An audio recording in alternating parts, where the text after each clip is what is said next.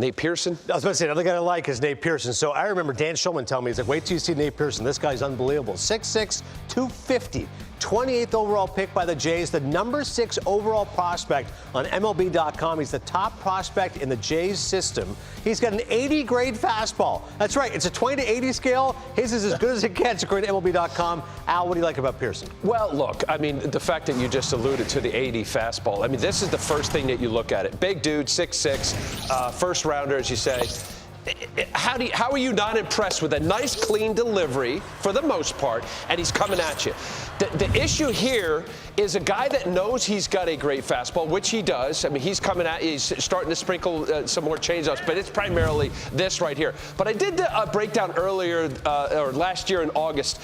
When you got a guy that really gets after it and throws it, and he does, watch his head, Case. And I don't know about hitting because you got to see the ball. Not that you have to keep your head on the target the whole time, but when you yank your head off target, I just thought it was unusual. It also reminded me that when he gets into his big league career, he's not going to think that every time he throws it, he's got to throw it as hard as he can. That was actually a breaking ball, because that's what happens when you kind of overthrow. And again, this was a breakdown I did last year. But if you look at these guys, look at that ball release. And I tried to get as many guys that had good command and knew, a good ability to manipulate the ball. But you look at where Nate's head is, right at ball release. Hendricks, Kluber, Porcello, Greinke. You see what I'm doing there. Look at their head and eyes, guys. So the more he learns with that, stays within himself and all of that, I don't want to take away from a guy like this, a young kid who really gets after it, and we know he can throw over 100 miles an hour, but that's just a little fine minutia where you kind of sprinkle it in to not make him all of a sudden think he's got to be playing darts.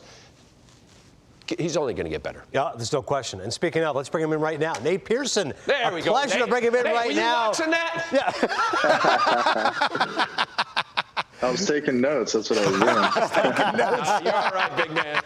Nate, there's a reason why, like I said, Toronto, everybody's excited to see what you can do. I want to start with the velo, okay? Everything in the game today is about power. We showed the scouting grade 20 to 80. You're at an 80 when it comes to the great fastballs in the game. Just a simple question. How can you throw it that fast? I try to take care of my body the best I can, and we got a really good strength and conditioning staff here with Toronto, and I kind of just let them write my program and just trust the process, and they take care of me pretty well.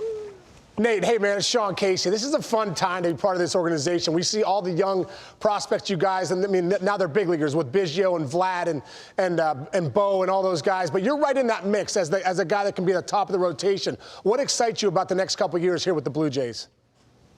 Man, I think we're only going to get better each year. I mean, we got a taste of the postseason, and we got young guys just like you said with Bo and Vlad and Kevin. And I think we're just going to keep getting better each year. And with more experience, we're just going to keep getting better. And it's going to be a lot of fun the next couple of years. Nate, I'm curious, and I actually just did the breakdown there with your delivery and your effort. But when you get into a season, and I did it for several years, after the year, no matter how many innings, no matter what, the good, bad, or indifferent, what did you take away from last year? And now as you start working for next spring training, what are you looking to improve on? I learned a lot this year. I learned, obviously, you can't just throw it right down the middle. But I felt like a little bit last year I tried to be too fine and try to paint corners too much rather than really just attacking the zone. And after I came back from my injury, I really just took that to heart and just tried to attack guys. And it really worked out for me. So that's what I'm trying to carry over into this offseason and really just work on command and throwing strikes and see where I come in at in spring training. Very exciting. Nate, we just saw Mark Shapiro sign a 5-year deal, and I know that he has a big part in the player development of you guys developing as players. Can you talk a little bit about the stability of having Mark there for 5 more years and also Ross Atkins and what they've meant to you as a player so far coming up? Yeah, those guys are the best. They're definitely, it starts with them and it trickles down through the organization. They set the tone, they set the principles, and we're all just following them. They make the moves, they make our team better. And they have shown that. They made a bunch of moves at the trade deadline this past year, and it definitely showed getting us to the postseason. So I think a 5-year extension is very nice for Mark, and I think we're just going to keep getting better, just like I said. Toronto's primary airport, Nate, is Pearson International, which is named after Lester B. Pearson. But I can talk Canadian trivia another time. But he can. Yeah. Which teammate do you think you could most dupe into telling they named the airport after me or my family? Oh, that's pretty tough. Probably Anthony K. Anthony's going to be texting you here in about 5 minutes. Give him a little shout out. He's one of my good buddies on the team. That's really good too. As far as, like I said, the camaraderie right now around this team, I mean, are you aware of just how much we are talking with the Blue Jays all the time, saying, oh, they're on him, they're on him. Like, can you feel the buzz around Toronto right now?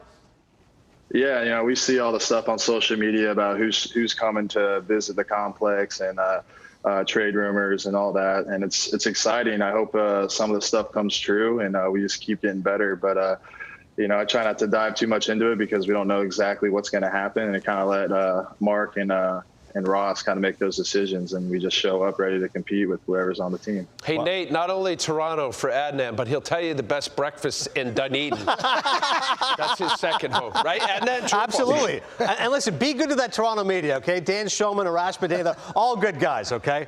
I'm not just stumping for them. All right, Nate Pearson, great job, man. Appreciate you. Thanks, Nate. Good luck. Thanks for having me on, guys.